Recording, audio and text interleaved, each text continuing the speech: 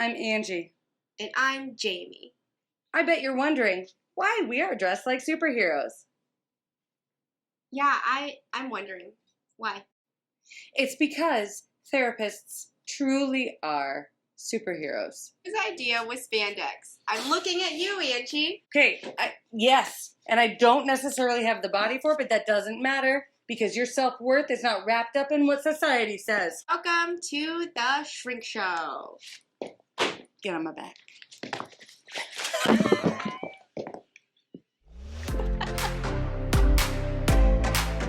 We didn't know to stop talking. Exactly. We were so energized. I mean, that could have been it. Oh, this is a good day. Have a good day. I love it. It's gonna be a good day. So, we have our guest today, Kendall. Oh, you're so good at Hi, this. Kendall. Hi. She is one of my most favorite humans on the planet and one of the most beautiful souls you could ever meet. We attempted to have her on the podcast as our very first guest, and unfortunately that was when me, Angie, had no fucking idea how to have guests, and it was awful because I talked way too much. Surprise! I know, shocker for everybody listening as I continue talking. But You're doing it again, Angie. I'm doing it again. I like listening though to you all the time. Thank you. I love you so much. It's so much. And I mean, honestly, guys, Kendall's doing so many fucking magical things. She just is a walking ball of divinity. And I can't wait for you to hear how magical she is and fall in love with her as much as Jamie and I have. So, today, our guest, Kendall Lanning. What? Slow clap. Oh, I love Yeah, it feels it. good. Even if it's for myself. Slow clap. I can't clap. I have a drink in my hand. Oh, I could snaps for Kendall. Actually, Snaps for snapping is Kendall. more energetically appropriate. Really? Uh-huh. I do all the time. Like, Yeah, it like clears the space around you. Ooh. So and it's not so like, Intense. yeah, like, it's just like, we did it, I learned a lot in yoga training, and like MC would be like, and then we'd all be like, and so it just became a thing now, and now I do it a lot, and like other people be like, and it feels good. I love it. No Kendall, yeah. talk about how amazing you are and all the beautiful things you're doing. Okay. Where do you want to start? Oh my Where God. should I start? There's so many things. Maybe kind of like, oh God, no. This is where I need my script. What about the fox How and about the feather? the Fox and the Feather? Or actually, how about let's talk about how I just started. I have my own office now. Because that is like the newest thing, and then we can Let's do time this travel new. back. Yeah, Do like, it. Where are you at now? I'm at Arbor Street Collective. So it's on like 116th and Center. The thing with this is like, what's so amazing is I have my own space. It took me a while to get there. Also like confidence. So I did a lot of healing work out of my home. It was the Cardinal Lighthouse, you know, and like you guys know the story, but like I built my basement so that I could do one-on-one sessions with kids. I quit the hospital. What kind of sessions? One-on-one spirituality, raising lions, and spirituality for kids. And so I had actually Raising Lions, like this program down in my basement was for the kids, and then upstairs the parents could come, and then like I had like my deck and things like that, and so the parents would book a session, and we would have a phone conversation. What do you want to work on? XYZ, and then I'd have like a menu of items of things like making crystal wands, just helping with spiritual and emotional intelligence for children and families. But the thing is that my number one thing though, to even go back, is that it's for the parents too. It's not just a drop off. You have to be with you as well. And so I might have like cards sitting out or assignments like letter writing for the parents. So the parents come with their child. We meet down or upstairs together, and it's a Palmer Light house, like my house is your house. And then like Munchie would be there as long as it would be okay. Munchie, your dog. My dog, Munchie, Munchaleto, Munchachito. Until like some kids I couldn't have Munch there because it was so much of a distraction. because he's so cute and everything is great. And he did great in sessions. And some parents would just lay with Munchie, and that was like their healing. And they're like, oh my God, because Munchie would just like cuddle with them. But Munchie also like barks, you know, when you first meet him. And so I just can't have him all the time. Anyway, so they come in and we're in the living room, and I just say, how are you guys? You know, what's going on and this and that. And I just kind of like gauge where they're at, and where their energy is, and like maybe what they want to work on. And so then I take the child, I would go downstairs, mom would be upstairs, or dad, but I never had dad, so that's why I'm referring to mothers. And then they could do what there was, like cars, or I always had like really calming music upstairs and things. So, and then what happened is like downstairs and upstairs, since they were directly below one another, they created a vortex. Like it was just like this vortex of love.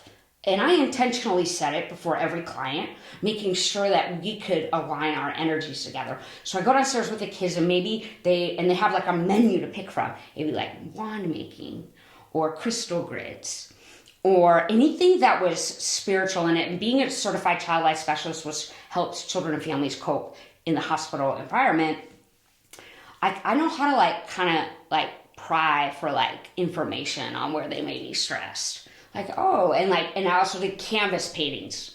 This is being an artist. Like, I could like get a lot out of one kid's canvas painting, because the canvas paintings, I talk about all my paintings around the house. I'm like, they're abstract, and I'm like, we paint our emotions, and what kind of painting do you want to feel into? And they'd be like, happiness. And then, you know, they like create the pain, but while we're talking, I can be like, well, when do you feel happiest or brave? Like there's another girl, when do you feel it the most? You know, brave. Well, I found out a child was nervous at math time to do math problems on the board, because I'm like, well, when do you not feel brave, or when do you think that you need this painting the most? Math problems, I don't like getting up in front of people. Oh, wow, that cleared that up. Another child in the mornings was kind of having some tantrums and things, and I was able to find out that he was hearing the owl outside of his window, which reminded him of his grandpa, and he was grieving. So, and that was all through just play and arts and all the things, because like the way that I guess I'm trained as a child life specialist, which like we all have, like just keep asking questions. It's a spiritual innate ability of children that actually know, they just can't verbalize it. And the more that we meet them exactly where they are without judgment, and be like, oh, you think grandpa, okay, well, how about like when you hear it, you could like go into mom's room and say, listen to the owl, it reminds me of grandpa, I'm having a hard time. It could shift the whole morning. Also do one of my favorite was that I made up this thing like the love languages, and it's love languages for children and adults. And so what it is that I actually worked with a mother who had 2 girls, and so then I was like, well, how do I do this? And I'm like, well, then she'd be upstairs, and I'll give the assignment to them, and then I'll be downstairs doing another thing, and then we switch, and then we come together as a whole, because that's how it worked. Upstairs, downstairs, and then we come down for the meditation piece, and we also talk about what the child wants to talk about and what they've experienced. The love languages, I'm going to continue doing this one, because I'm like, love languages, all right. So is this different than the traditional love languages of like service and gift giving, and you know how? I mean, it can fall underneath the same, yeah, because like I have that book and I've tried reading it a little bit, and it is interesting. But it's love languages when you think about like what really helps a child feel love, that you really love to do for your child, that parent never knew that they loved so much. So an example would be, I love it when you cook breakfast in the morning and you make my eggs extra runny. Oh. And like so it's have asking children specifically what the children love so much. Which oftentimes, I mean, truth be told, as a parent, it's the smaller things that you don't think about that they love the most, and that we might not have. So what I'm doing is being a facilitator to create the safe space to allow for that expression to come out without it being a therapeutic type of session, more of a play, like we're creating these. So I liked them as posters, is how I'd make them, and they had to trace their hands on the poster. I think some of them did hands. I mean, whatever I'm like channeled to download that I think that it will work. Because that's another thing. There's no rule book. I can't write a book about it. Maybe I would. I don't know. Who knows what things will go. But it's like, because you want to give them some guidance, but you want it to be so free. And so when those two were like communicating and like,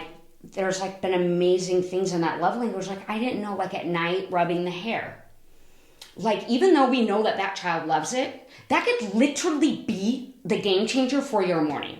Can you put 10 minutes into that? Once their needs are met in a love language, I feel there there could be amounts of huge change within that. Yeah. So I was thinking like, and then I'm like, you know, as I'm like, keep it in your kitchen, and then be like, and then the parent, I'm like, remember, like if they're doing something within the love language, because there's a list of things, like so parents, here's what they say. When you put your shoes by the front door, it makes me feel that way. What that child feels is the same thing that, oh my God, like rubbing my hair back. That's how you feel when you put shoes away. I love that. And like, I love that. And then everybody's like, they all love it together. Yeah, I love it so much. Yeah, and then like, you do this does for it my make children? you feel, yeah, of course. Oh my You God, know, I love this so much. Love languages. You talked a little bit about child life specialist. Can you maybe go in a little bit, not too long, but a little bit deeper into what that is, what that looks like? Yeah, I will, but I want to finish the story with the love definitely. language thing and the two sisters. Because this is really cool. Really cool. It validated everything I was doing. So mom's upstairs with the sister.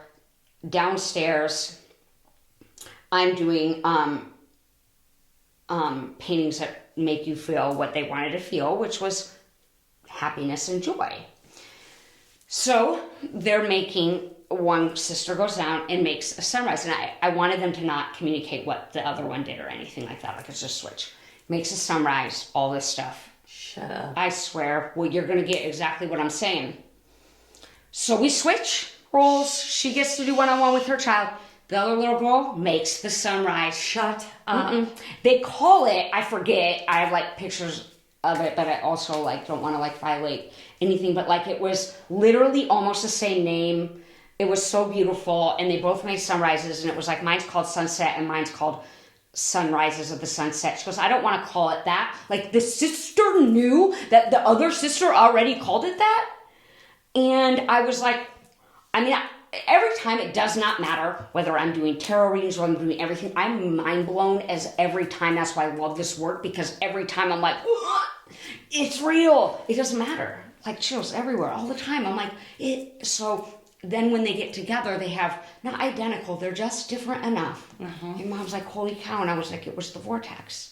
And so then they can all go home. Mom has her love languages. I like it when put your shoes away. I like it. Don't just make it about chore things, but I like it when you, eat with me. Like think about what you really freaking love. When you play games with me. Yeah. I love it when you play games, like when we're playing games together. Boom. And then you have like a list of maybe a few things that you want that child to maybe work on, because it's like continuous. But you're like, I really love it when you just, because you're giving that positive reinforcement. I really love it. Just something that will help you too, because you do love it. Thank you for putting your backpack on the hook. I love it when you, and then you're like, and I love it when you play games. And then mom was like, oh my God, I had no idea that scrambled eggs for breakfast were that big of a deal. She's like, I'll make them for you more. And then we do. And then when you have the chart, you can go, you're doing my love language. Thank you. And that's all it takes. I love that. Yeah. So do you still do that at Arbor? Yeah. Yeah. So that's what I love about like the space now is that so with Arbor Street, it was like I wasn't getting a room, and so what's crazy with Arbor Street is actually who is like one of like the creators of it is my boss from Philly Sports Bar and Grill when I worked there for 13 years. And one day, like last year, I emailed her and was like, hey, can I like rent out a space to do my sound healing? Like looking for venues. I had no idea she was there. Like we'd been doing the work. We stepped on the path at the same time. She sobered up. Like a lot of things left. Like the bar had a lot of things. We have a lot of history. I mean, we're talking when I was 20 years old and I was fired for drinking up until I was 33 years old. And then we both exited at the same time, and then we both stepped on the path at the same time. And then I didn't really know what she was doing. I didn't really know where she was at. I knew she was doing the work, being a medium, doing all the things. Mm-hmm. And then one person emailed back, goes, no, you have to be part of the collective. And I was like, cool, no problem. And then Suzanne emails me back and goes, are you kidding me, Kendall? And I hear her voice. Like, are you kidding me? I'm part of it. I was like, oh my God. So we had been connecting when I think I up-leveled. I think she felt the up-leveling when I watched A Never Ending Story. And I was like, on earth, walking through the Sphinx eyes. I love that movie. There's so much symbolism within that as far as spiritual awakening and just awakening to yourself and your journey and healing and the dark night of the soul and all those phrases of just focusing on your healing and yourself and your journey. That movie's ahead of its time, 100%. Yeah. And like, Falcor came to me in the sky, in the cloud. I know. I mean, if you guys are listening to this, check out my Instagram. Like, it's him. And I was like, oh my God, it's him. And then Tammy, my spiritual guide, was like, you need to watch A Never Ending Story again. And I realized when I disassociated was when Atreyu got lost in the swamp of sadness and he was trying to pull the horse out. And I'm like, I've been in the fucking swamp of sadness since a child. Like, you gotta save yourself. And it's like, that's our world. And it was like, oh my God, because I was like, I don't really remember the movie. I know I loved it. And I remember when he went in the attic and then like the horse, because I never forget. And I'm like, Atreyu, right? Or Artek. Yeah, it was Artek that was in there. Atreyu's the boy. But I was like, it's Artek. You gotta save yourself. Mm-hmm. And that's why even when I'm like, Atreyu, like I don't even remember his name because I was so like, and then they're like, no, it's Artek. And I'm like, no, it's Atreyu. But anyways, that is like our culture, our world. Like, it's swamp of sadness. And then I rewatched it, crying the whole time, painting light coats, being like, I gotta feel into my worth. Right after that, Suzanne's like, I want to collab with you because I like made a video, and I was like, feeling my worth. I'm like, I haven't made it through the Sphinx eyes. And then you got that mirror and you have to see yourself. And then now you got to fucking pull through more layers. And I'm like, see myself. I'm going to see what? I don't want to know. The nothing. I know. It's just nothing into everything. It's shunyata. Mm-hmm. And so, there I was. Suzanne's like, you want to do, and I feel like she like does this grief group. I think she was feeling the waters because, like, she wanted to see, like, how right I was. Like, is she right? You want to. It doesn't matter. I don't care whether you know somebody. Are you a match for me and maybe this way? And we do it. It was so beautiful. Like, we did this grief thing, and she was feeling up my energy, and she also helped me with my body was burning, and Tammy was out of town, and she helped me, like, because, like, I went through an upgrade there, too, and she just saw, like, oh, it was a really neat moment because she'd been with me since I was 20, and like she could see through me, like I can't. She is a Sphinx eyes to me, kind of like your mother, When you know somebody since you're a child, like I can't go in there. She knows, and guess what? I know her. So we all have to show up the most authentically that we can. I mean, we're talking about take off the armor, just like before. Mm-hmm. Anybody with the armor doesn't get in.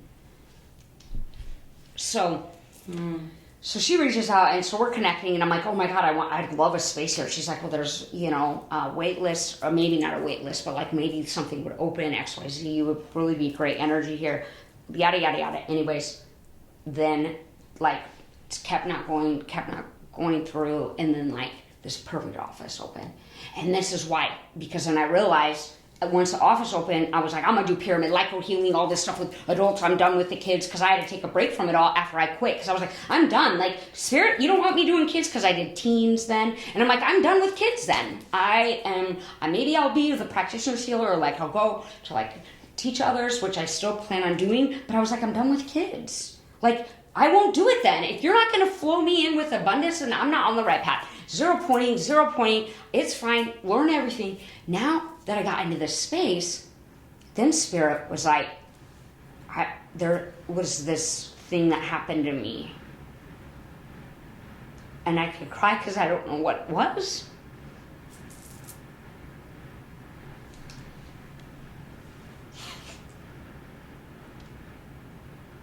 was like, the kids.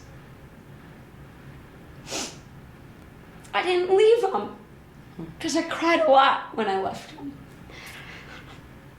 And I love them. And it's not my full mission. I'm not going to say that.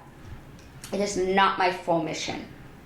But with the break of me just painting and playing and being me and just not being so missioned. And I know you had Dana Camp, on here. And one time, a long time ago, actually, Suzanne and I went to this like shaman thing, and she had me like come in her office quick and was like, oh, you know, she doesn't know it. You're number 11. And then was like, yeah, my mission. I just had a friend pass away, and I was like, my mission, and she's like, drop the mission. And I was like, you're right. And it took me a long time to drop the mission, but I dropped the mission. I actually didn't after she told me that. I mean, I did. I was like, I'll try, but you know how much we gotta, you know what we gotta do? I know. We gotta slay it. Right. And I think I dropped the mission when I just dropped it all and decided to play more and just like paint more and like, I mean, it's not take yourself too seriously. Yeah, but I mean, we'll just say like financially, I was always okay. And I'm blessed with, like I say, my community is my currency. I'm blessed with community that could help me in times of need when I've been stranded in the mountains. And thank you.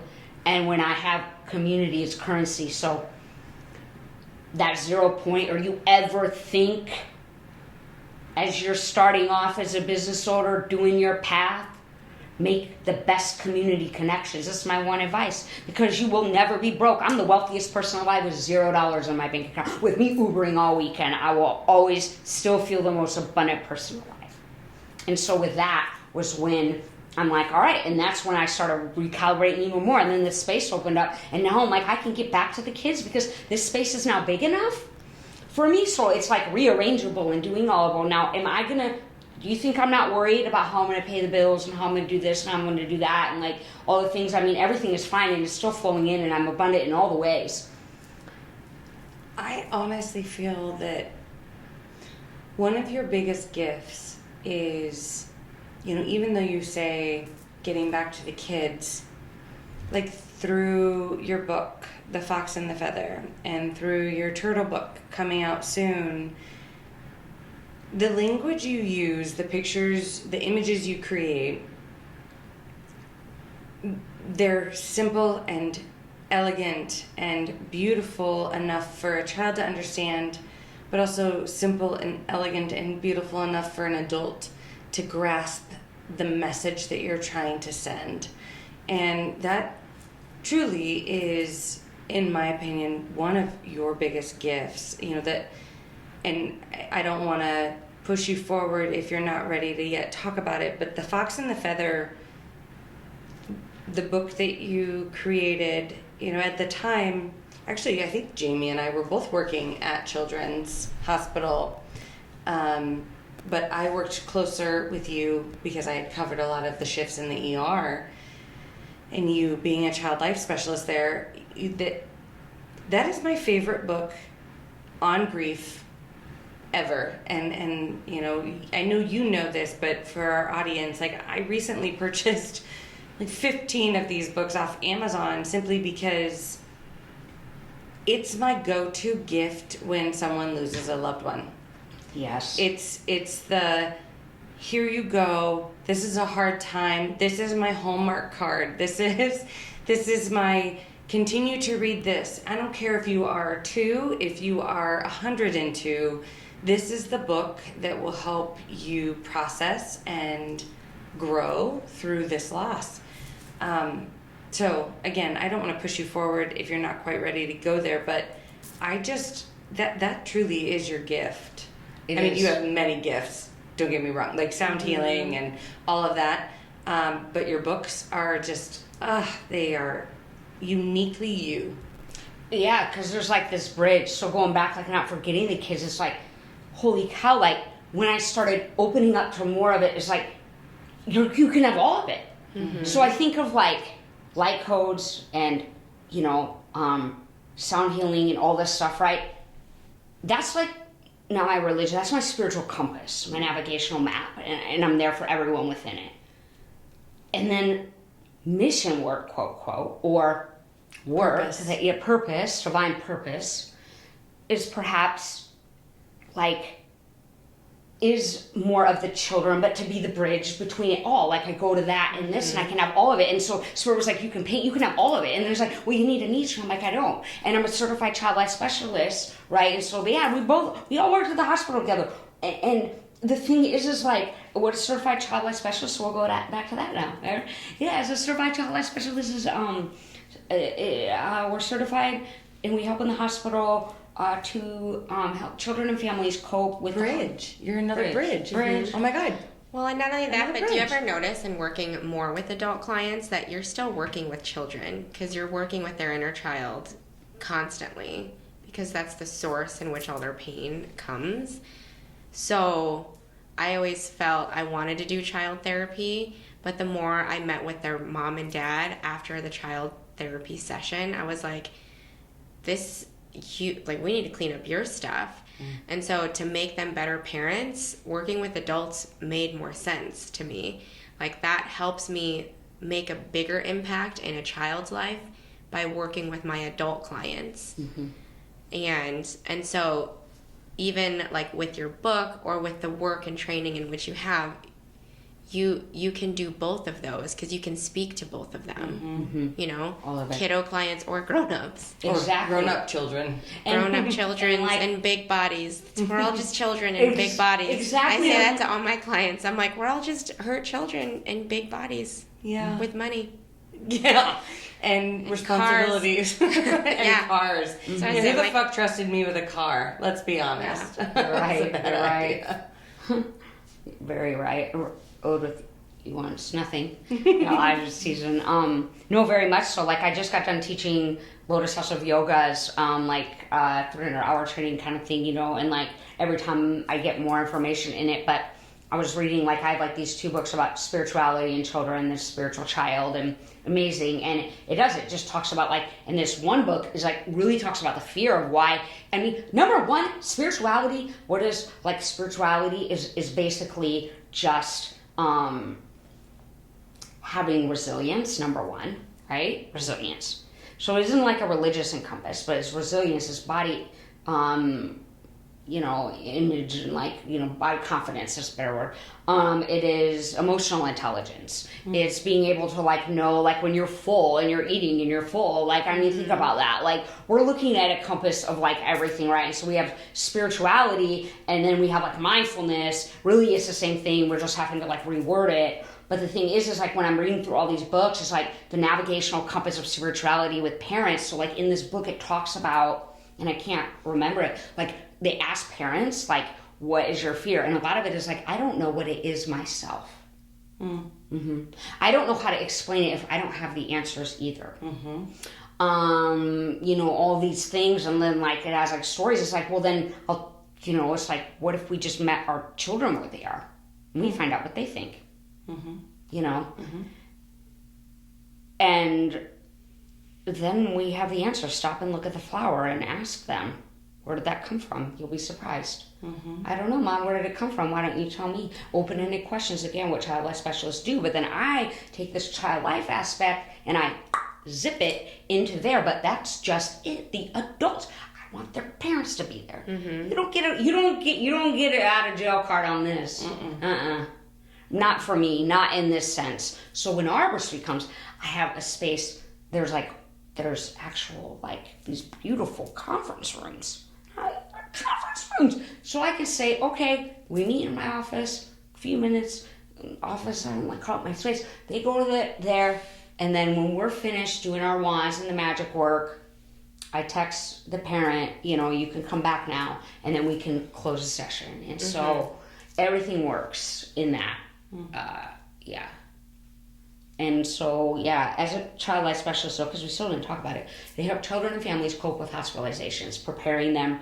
I was in the emergency department with you two, but we prepare them for IVs to, they need sutures or lacerations. We do play, we normalize the environment, we're a safety net, just like with social work, a safety net, but we utilize it more through like play and like doing like things like bringing in. Notice like the iPad lady sometimes, but that iPad just blocked that child's IV, and we just distracted that, and we use breathing techniques, coping, all the things, right? And You're so kind of like the interpreter of the medical field. The interpreter slash the comic relief slash the safety net for the children experiencing some major. medical things. And even as a parent, in many ways, it's that safety net for me as a parent, because then I don't have the strength to hold the space for my child that is necessary.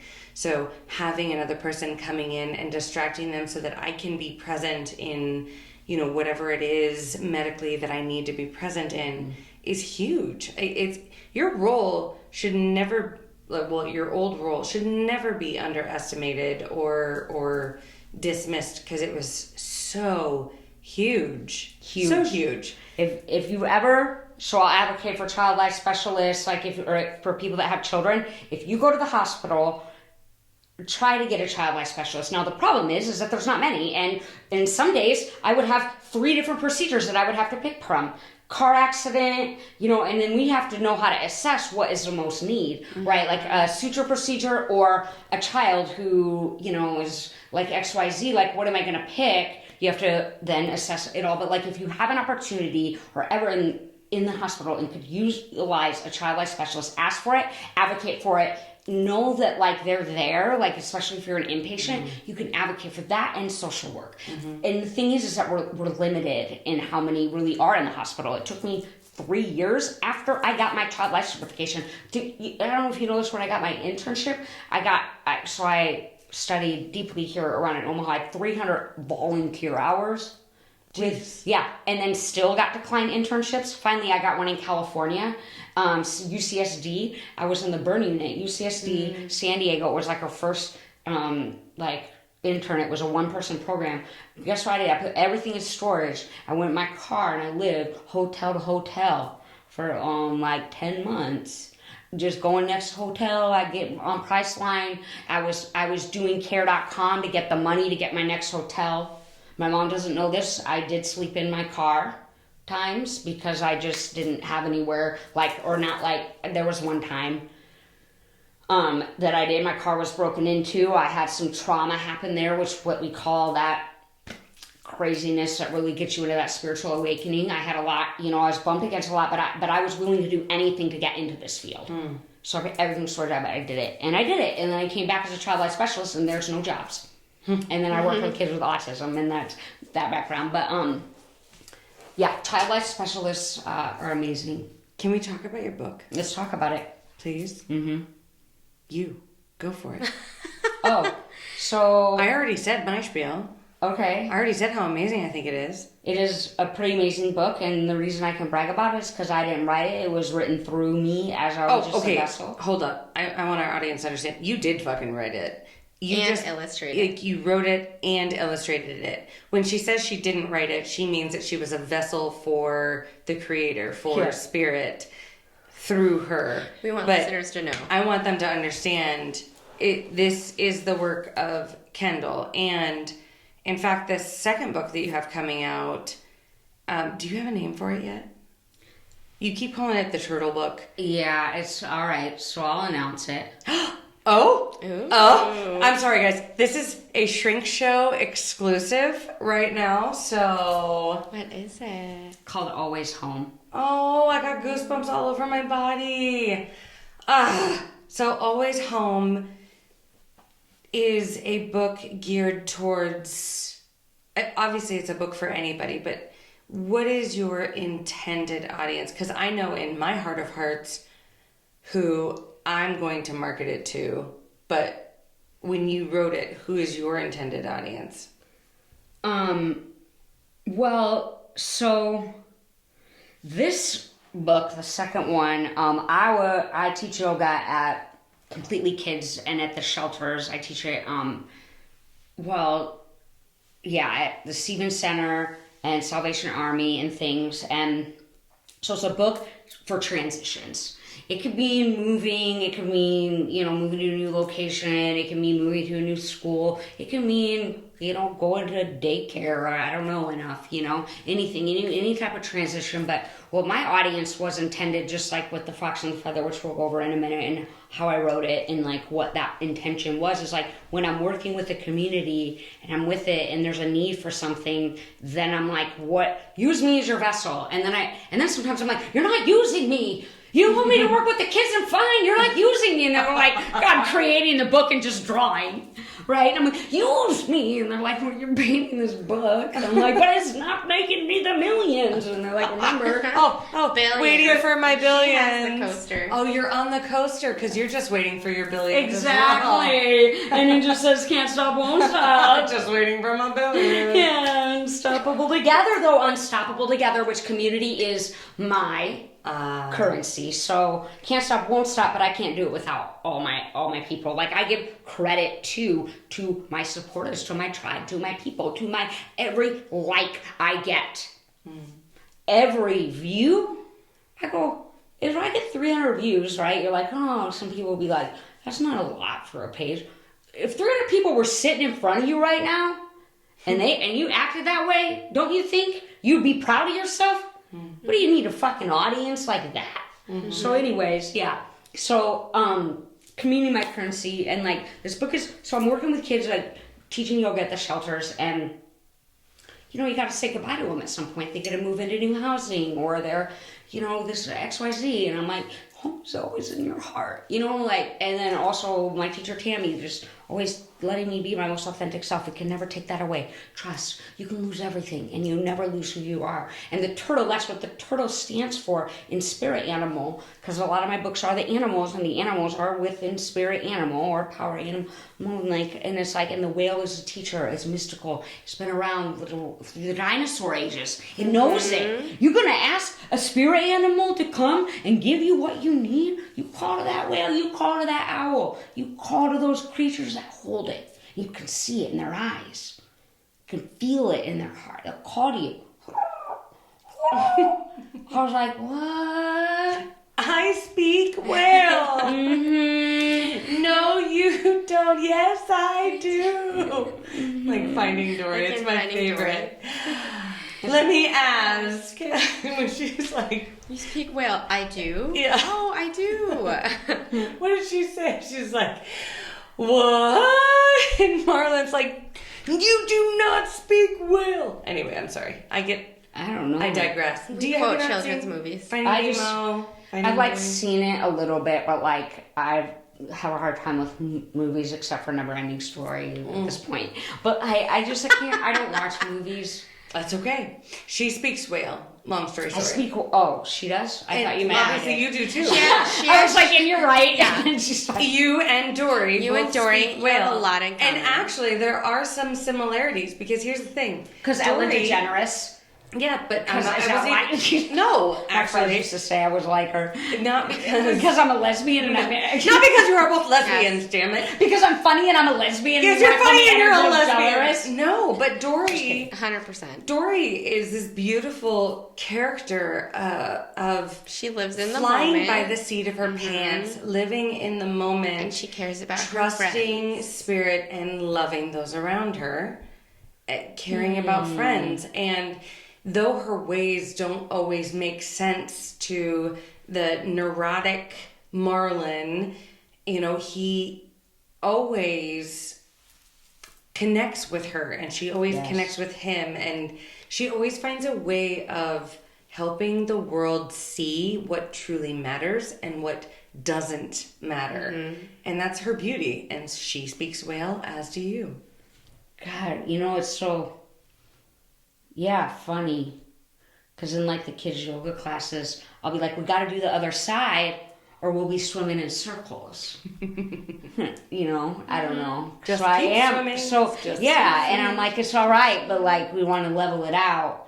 And then I'm like, always am like, because then we swim in circles. Anyways, that's cute, and that is right. Thank you. And by the way, I love L&D. My friends would call me L&D since I was in 8th grade. Don't worry about it. It's funny. Shout out to Ellen DeGeneres. Ellen DeGeneres, check out this podcast in my book. Maybe you could highlight it. Maybe you could also highlight the Shrink Show. Maybe I'll be on your show. I don't know if she even still has it. No, I don't know, but she has a lot of websites and fans. Yeah, Ellen, my name is Kendall. I'm not your doppelganger, but I used to be when I was 24.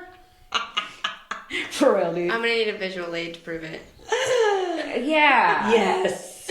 Well, it was more my attitude. Okay. And if you saw a video of me, it was your energy. It was the energy, like the energy and it'd be like my funniness. Like I'm fucking funny. So when is When is Done. this book Always coming out? Home coming out? coming out? So I was working, and then it's about the turtles. Home is in your heart. No matter how high the tide or low the current, you can always find your way home.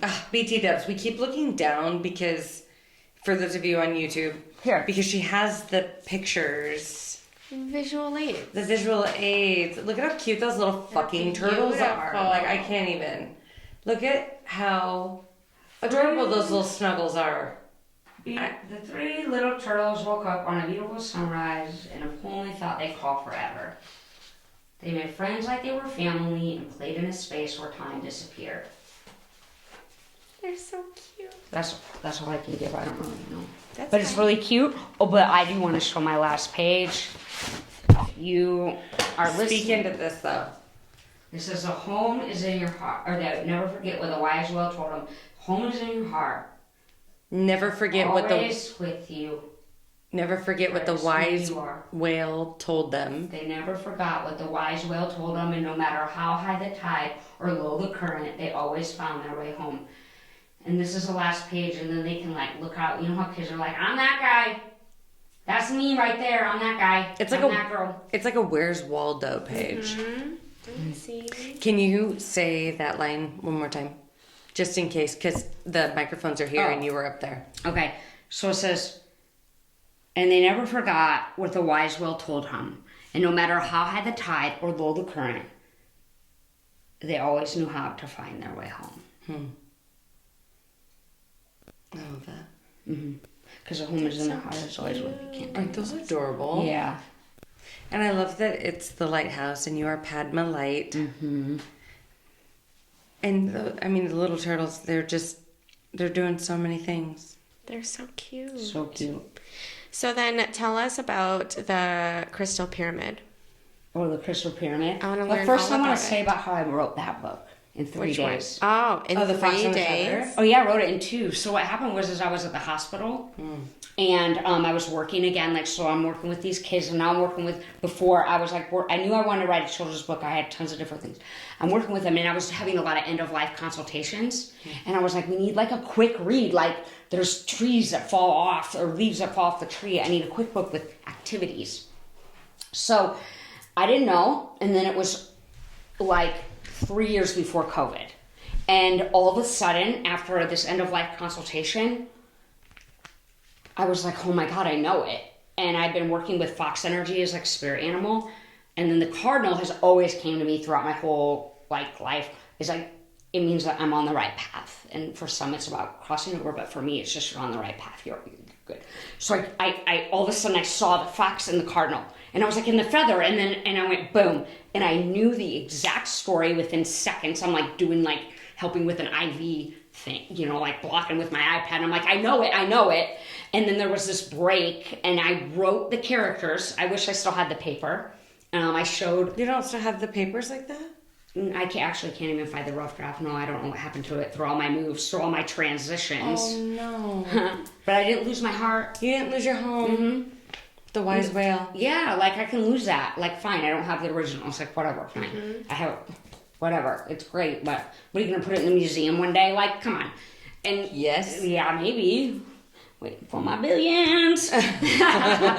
No, you're like an artist. Artists don't get their billions till they're dead. So Maybe that will happen, and if so, give the billions to the companies that are dedicated to the books, because that Completely Kids and Cole will be dedicated. Those are two organizations you can give the billions to, and Angie and Jamie as well. Boom. Them. So.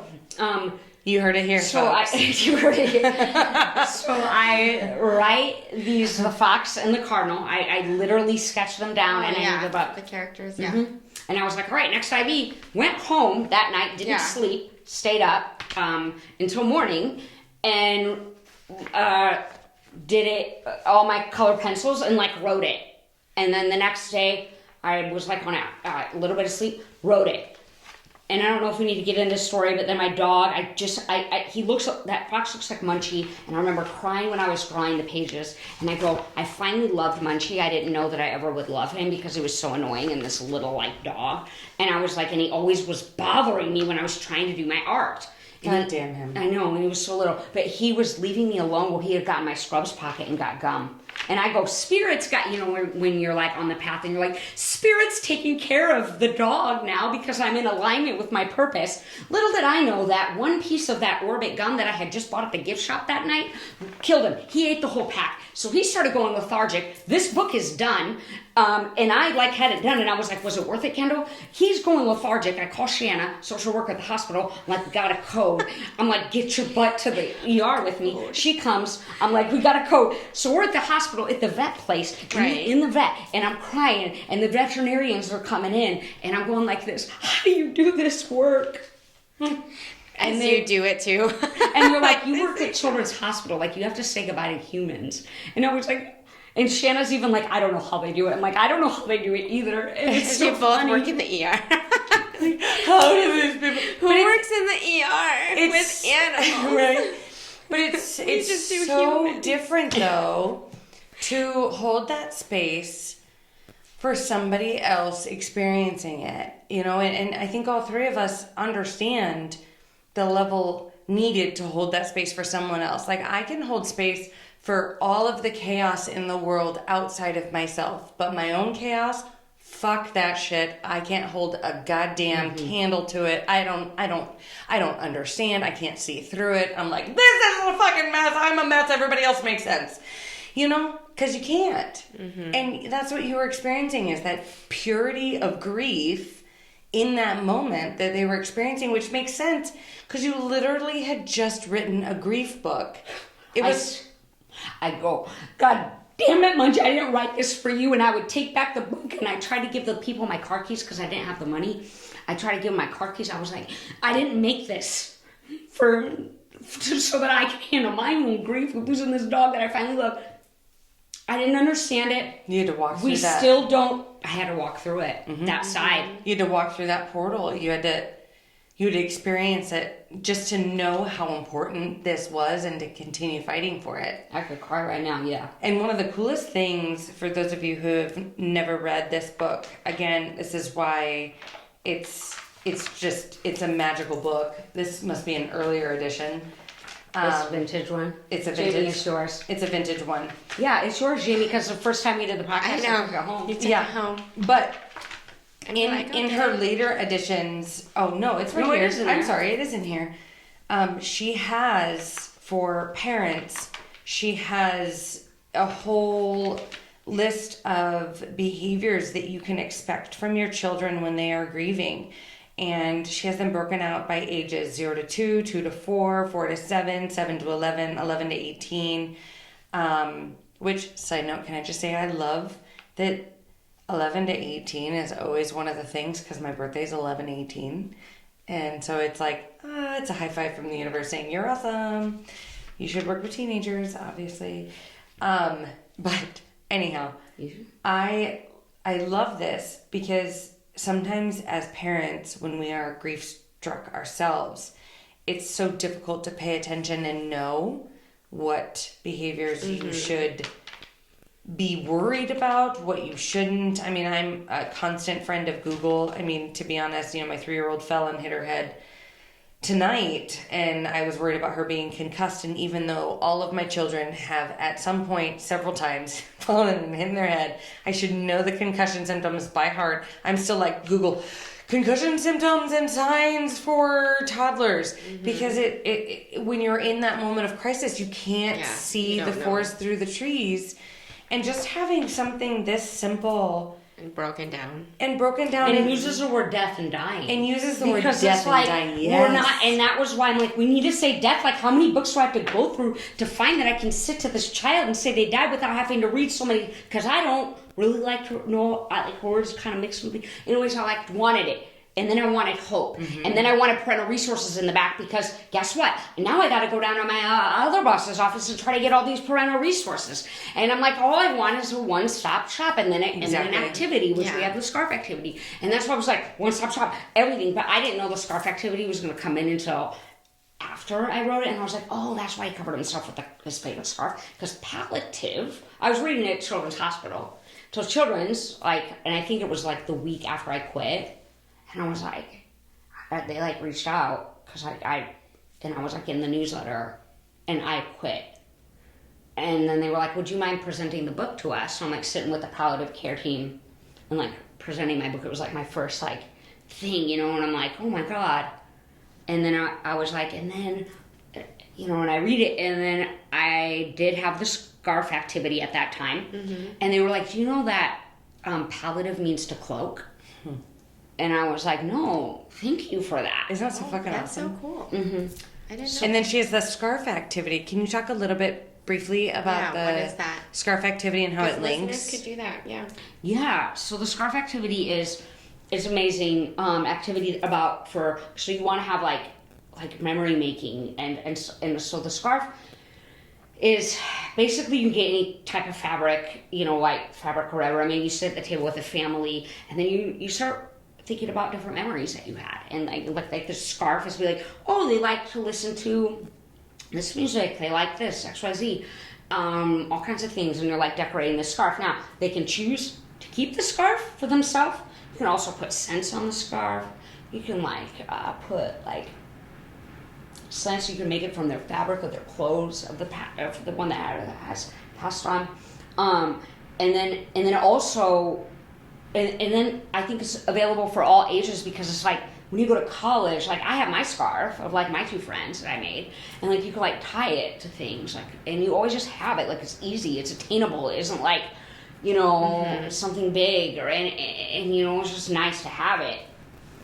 Put it in your pillowcase forever, and then another thing is it's great for letting go. So the thing about letting go is there's a couple different concepts, Angie, and you made that very relevant to me, is with oh my God, I never really thought about it this way. But one of the things that we like to do is to get kids up to bedside as a child life specialist to say goodbye. So you want to get them up to the bedside. You do not want to force, you want to encourage. Now, a lot of times it's bring a picture, bring this and that, or children feel guilty, or they want to give away their favorite teddy bear. Because it isn't that they don't, it could be a number of reasons. There could be guilt, it could be, whatever it may be, or I'm going to give you everything. Because I love you so much. I'm showing you how much I love you. It can be so many different array of emotions onto why they want to give something prized. So you get them up to the bed, and so it gives them something tangible to hold, so that when they walk up to the bed, maybe they place it on the heart.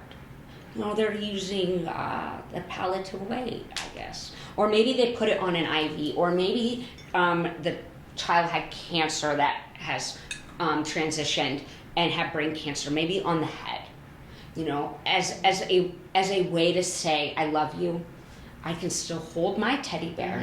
And it gives them something to hold, you said, in that kind of awkward walk up to the bed. And they can draw their teddy bear. They can draw their most prized, loving things, and have permission to still hang on to those. Yes. I think that's a great activity that you could, even adults could do, Seriously, there's so many people in my family in which we're caring for the older people in our family. And so even, my parents or, other adults, they could do that to the people that they're caring for you know, when they're in hospice, when they know they're about to transition to death. And so it's such a nice activity, you know, I think, to really symbolize that, because, you know, especially the older generations definitely didn't talk about feelings. So it's a good way to get it, you know, into a useful activity. It is, because another activity, fucking candles, right? But you had my children, after my father-in-law passed, you would come over around Christmas time, actually, and I feel like it might have been, I don't know if it was this last Christmas, because he died a year and a half ago, or if it was the Christmas shortly thereafter. I can't remember. But we had the jars, and the kids got to Mod Podge different things and add pictures and whatnot to demonstrate their love for Grandpa, my father-in-law. And oddly enough, Juno, my 7-year-old, like 3 days ago, was like, Mom, can I light my grandpa candle? Yeah. And she got it out of the little glass thing that we have it, and put the little candle in there and lit it, and it's been sitting out ever since. And it was just this random moment of like, I just want to light this. And I don't know what was going on within her. We didn't dive into it. We didn't talk about it. She didn't divulge.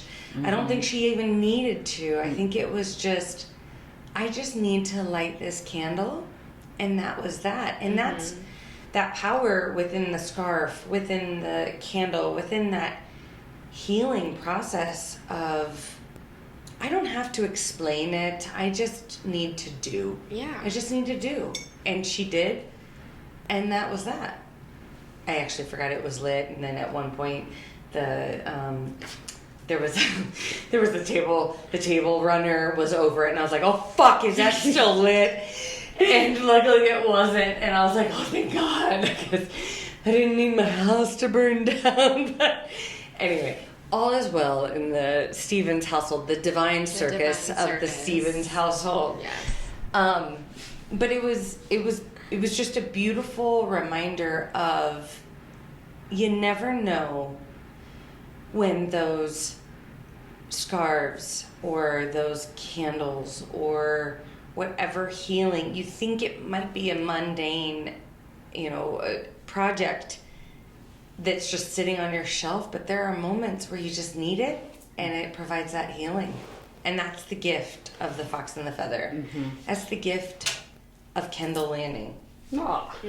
Seriously, you are a fucking beautiful lighthouse, just flitting through the world. Flitting. I'm a flitter. You're a flitter. You flit and you flit.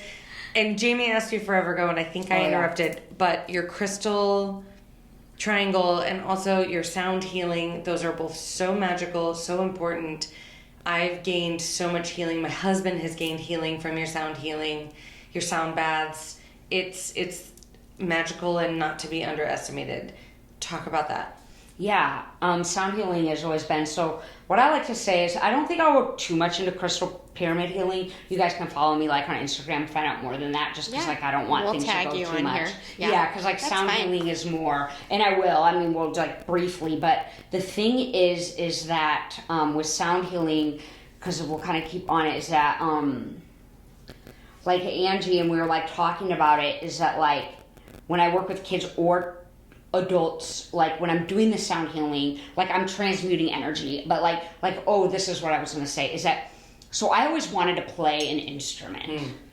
Jamie, I was listening and you were in band and were able to play the instruments, right? She's a fucking band nerd. Like she's a band nerd. I go, you guys, it's almost marching band season. My husband got really offended and upset by that, and my stepson just laughed at me. Hey, a weird response. That was a weird response. I was in marching band. Yeah. Marching band and clogging too. Hell yeah, I was the cheerleader with the quad drums. In the marching band, I was the coolest person out there, obvi. Yeah. I was gonna be the drum majorette until I did too many drugs and got kicked out of my house. But you know what? That's a story for another day. That's another day. But like for me, like my mom was like, "You want band?" I'm like, "Yeah," and get so excited. And then I was like, the flute, okay, and then I was like, I couldn't get it. You sounded just like the flute. That's what it sounded like. And I was like... You must have been doing it wrong. No. She's like, no. I was like... Just needed another instrument. And no, that's not what happened. And then I'm like, it's so many buttons, Mom. And then she's like, you have to practice. People aren't just... I'm like, everybody's just smart. And everybody just, gets it. And like, I get it. But like, I had like other gifts. But like, I weren't highlighted for that. But like... The thing is like, I really couldn't get it. Like, I couldn't at that time. I tried, and I'm like, I'm trying to practice, but how do I practice? Because even dance, my mom actually hired somebody very special in private, the neighbor girl, to help me with my dances. My dance lady would record that and be like, shuffle ball change. And I'd be like, I don't stop saying the words because I don't know what a shuffle ball change is. What good is that? Shuffle, ball, change. It didn't make sense to me when you say shuffle ball, change, plie, and you're recording it because we only had tape recorders then. There was no YouTube channel to look up what is a shuffle ball change. Oh, and I'm like, Mom, they just said true. shuffle ball, change, plie, back step, whatever these words are. And I'm like, this is pointless, Mom. And so like, my mom's like paying these people extra money to come to my house to make me or, help with all these like things. And then finally, the last year of dance, I was like, fuck it, I'm playing hockey.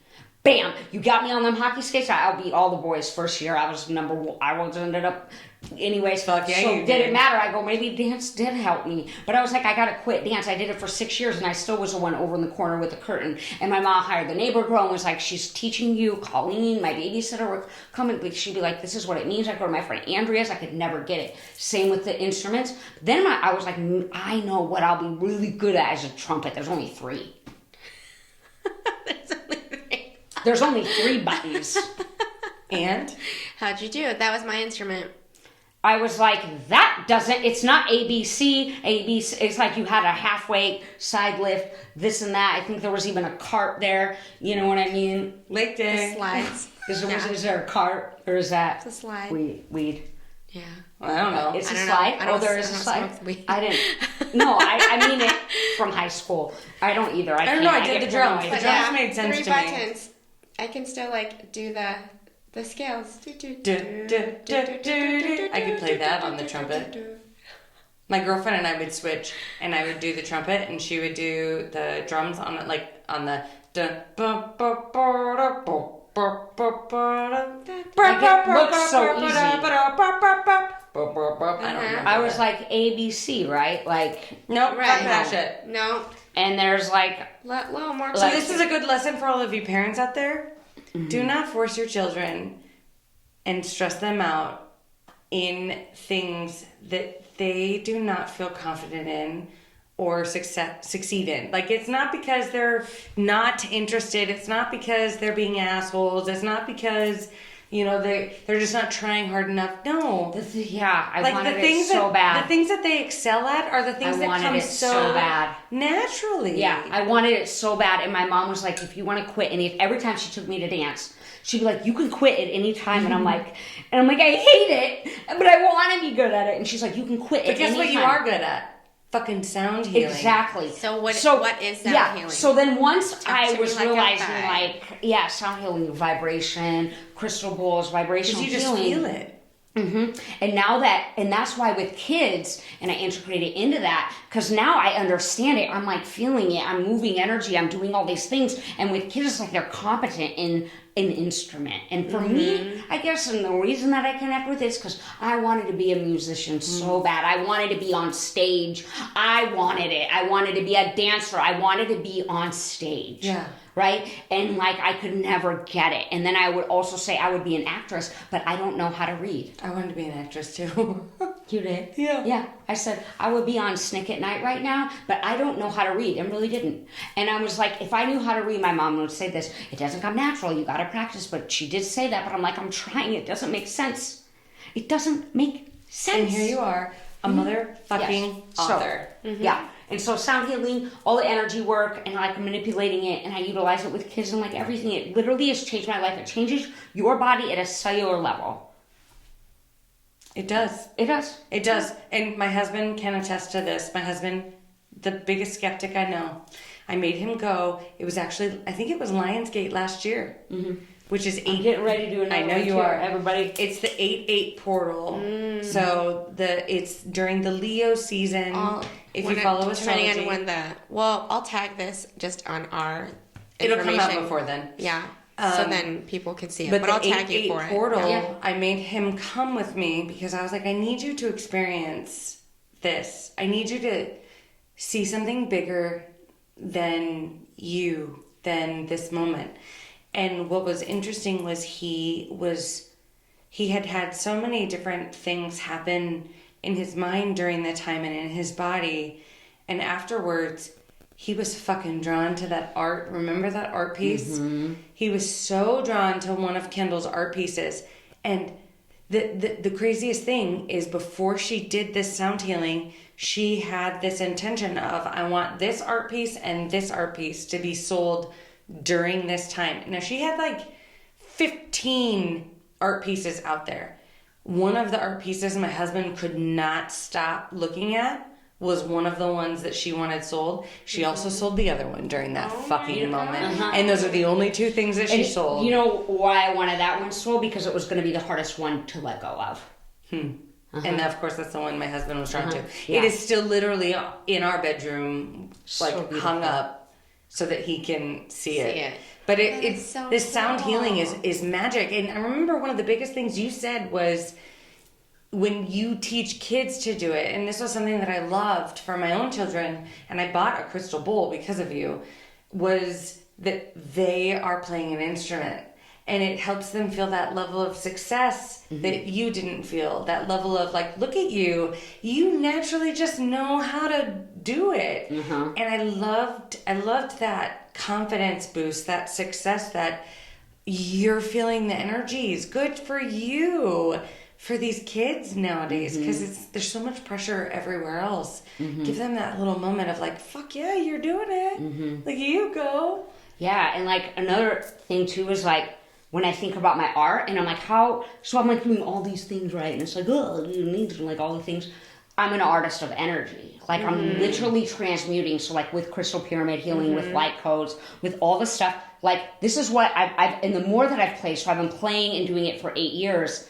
Is that like literally my like I can say it all, you know, in like light code type stuff, but I see it I don't see it, but I see it in my multidimensional self. Yeah. And I'm like, right over here, there's something that is over here. And then like I might bring the bowl and then I can like transmute it. So like when there's a group, every single stroke, every single instrument, every single ding is intentional. I'm not just playing. I am literally like here, there. But then what happens is like, and like all this energy, and I used to think that it was, what I say, but now what I know is, or like a lift of the low, denser energies, and it's not that, is harmony. Because I'm like, denser energies, like that doesn't, no, I don't like that word, but that's what I say in my head. But there is a lift, but there is a harmonization that happens with everybody's electromagnetic field. And when I feel that, I can let go. And then usually this calming blanket surrounds everyone. A lot of times I cry. I say, thank you. It happened. I'm learning that it wasn't me that was doing it the whole time. It's just channeled. Well, you're a vessel. And then when it's all this harmony, they always come in and say, now you receive. And so then I'm in it with everyone. And I'm not the facilitator, we become one.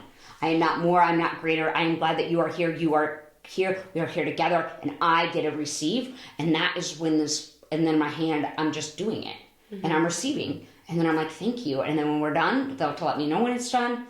And then by that time, and then I always do it, and I'm an artist of energy, so I can do all of it. Guess what, Kendall? You can do all of it. You are an artist of energy. As you're describing this, it makes me think of Sesame Street. You know how sometimes they would play almost just like it was just like music and colors, like on the screen. Does that sound familiar to anybody, or am I making this up? Was this in No, they did dimension? it. Yeah, I'm sure they did it. But it makes me think of like that's almost what you're seeing the colors of the music, and you're just you know what it is you're trying to paint within this masterpiece, but it doesn't always make sense to the outside person. But you see it, and you see it vividly, and it makes sense when you are in it. So those of you who have never done a sound bath or a sound healing, if you live in the Omaha area, I highly encourage you to follow Kendall and participate in one of hers, because I can assure you, I can attest, this is my 100%, what's the word I'm looking for? Like I'm endorsing, 100% endorsement of Kendall. You will not regret it. If you live outside of the Omaha area, I encourage you to find somebody local. And I book one-on-one too. So I have one-on-one, and you can book 2 people sessions in my room. That's why that big office. 2 people. I did a 3-person session, and it worked great. Ooh. So 3 friends came in, and then they came in, and then I'm in my office. I don't even need nothing else. And they were like, "Holy cow!" Because they come to a lot of my stuff. She's like, "That was amazing in there. It has a different tone and frequency." And I'm like, "Yeah." And there's something about it that you think, nah, it just sounds like this isn't gonna mean shit. And you lay there, and it's like getting a massage. You're just like an energetic massage. In your body, you're so happy and so relaxed afterwards, and you're like, yes, queen. You feel so great, and it's just this gift that you have. Thank you For spreading light in the world. My little lighthouse. I love you so much. I love you. This is so beautiful. Any last things that you really want? Things that you have coming up, things that you're doing in Other the community. than all of the magical things you're already doing, your beautiful office, your always home book, that I can't wait to just fucking buy 100 of and give to all of my foster babies. The Fox and the Feather, look that up. We will link all of these in our show notes. And I mean, just Padma Light, follow you, follow all of the magic you're doing. You're the artist of frequency, and the artist that you're a human artist, and that's artist of energy, artist of expression, artist of authenticity, because I think one of the the things we struggle most with is how to be the most authentic expression of us. Whether it's rest, to play, to creativity, to anger, to everything, every single piece of us. To be the most authentic expression with purpose and with heart alignment, so that we can coexist in a world that community is currency. Yes. Because sometimes that angry expression, if I have that, it's meant to bring up something in somebody for them to heal. But what have we been taught in the world? That anger is bad, that you make me feel some type of way, so I'm going to shame you and sit on my, throne and be the better person. No, it was meant to heal something within you. And rather than accepting that, you've now shamed me. And it's this cycle where we just anger, where we're allowed to be angry. Yes. But yet feel safe to not project and have all these things. Like, can I be angry? But if I can be angry within safe spaces authentically, then I'm not going to go out and have road rage. Yes. It's just like an encompassing of every single aspect of us. Yes. To be able to be it. 100%. I love you. I love this. Great. Thank you. Did it. Yay. Snaps for Kendall. Thank you so much, everybody. Oh, we didn't do our mug. Shit. Well, Kendall kind of did. But let's do it again, Ken. Can't stop, won't stop, unstoppable together. Is that what I do? Yeah. And then how does it apply to what we just talked about? Oh, when I was saying can't stop, won't stop. It's like you. My mom always said, I used to have a necklace when I went away to California. She's like, never, ever give up. It was like Winston Churchill or something, but I wore it. I still have a little pendulum thing. It was connected to this. Now I have my Palladium one, which you gave me. But It's basically, I can't stop, won't stop, but sometimes I need to stop. Sometimes I'm tired. I know. And that is actually the hardest stop that that you won't stop. Anyways, I could make it right. Anyways, unstoppable together just means I need my community. It's my currency. Can I also just point out, for those of you who aren't on YouTube, it says number 7 underneath, which the reason that makes me laugh, I have no idea what it means, but with regards to that cup, but it makes me laugh because in Hitchhiker's Guide to the Galaxy, in that movie, which I know you don't watch movies, in that movie, it's also a book, which I know you struggle to read. So in I don't know if it's weird and like sciencey, which is weird too. But within it, he wanted the answer to the universe, you know, and we're always seeking the answer. The answer. What is the answer? What am I supposed to do? What's the answer to the universe? God, just tell me what it is. And in that book, in that movie, God gave him the answer. Do you know what the answer was? 7. 7. And he was like, what the fuck? 7 is, it is. But it's because, I know, but even still, what God had said was the answer is not actually what you're looking for. Oh, yeah, okay. It's the journey. Mm-hmm. And so I love that says 7 because it's, you can't stop, won't stop, but you're learning that you're unstoppable together in the community. And the answer of 7 is not the answer. No. It's the journey together. Yeah. Anyway, sorry. That's perfect. 7, we can go into numerology. I mean, I was like, now you want to go into the numerology. And I'm like, I can't. Let's invite our good friend Dana. 777 portal, like all the things. There's so many things. But like, yes, there's no answer. There is no answer.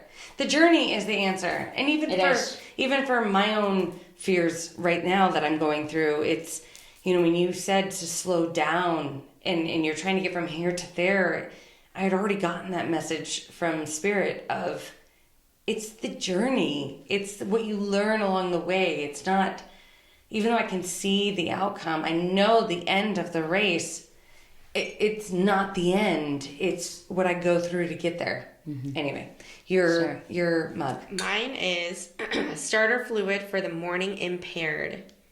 So,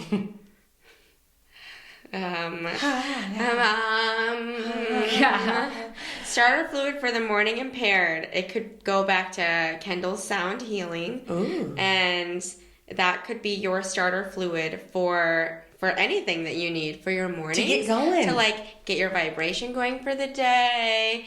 To what we did before we even started recording. To just like get the good energy flowing for just this recording. So Kendall provides the starter fluid for the morning impaired. For the morning impaired. Rev up those engines, baby. And mine says, Dear Mom, I get it now. The reason I actually chose this was because I'm having quite the time with my children, listening and adhering to things that I say, and I'm just like, yes, this will be my future. They'll be like, Dear Mom, I get it now.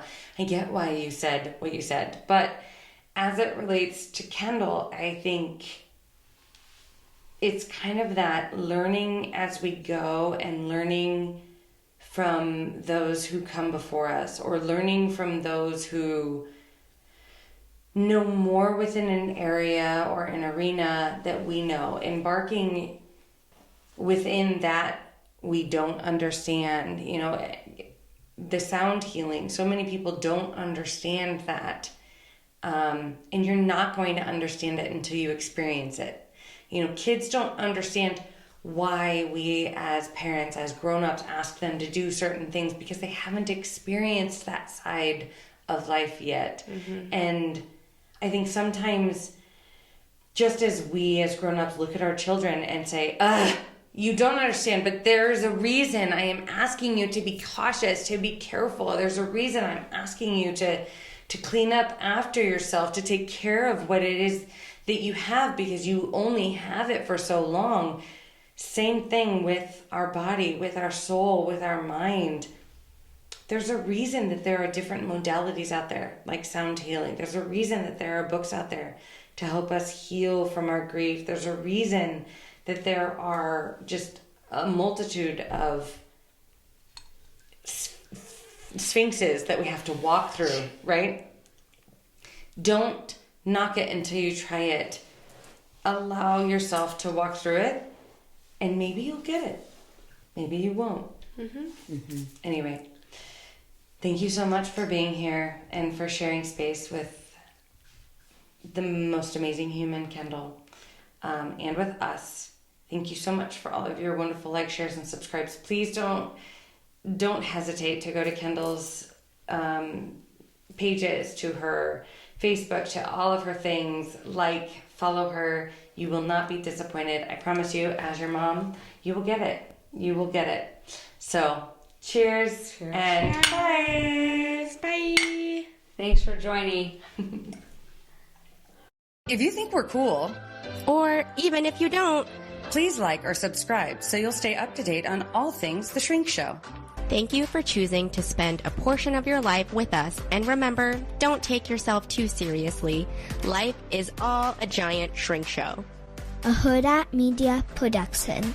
Side effects of listening to this podcast may include side aches or snorting from laughter, impromptu jazz hands, nodding in agreement even though you might be listening alone, an occasional "you said it, girl," and mild cases of existential dread. This podcast is strictly for entertainment and informative purposes only and is not intended or implied to diagnose, treat, or otherwise substitute for professional mental health, medical, legal, or other advice. Thank you.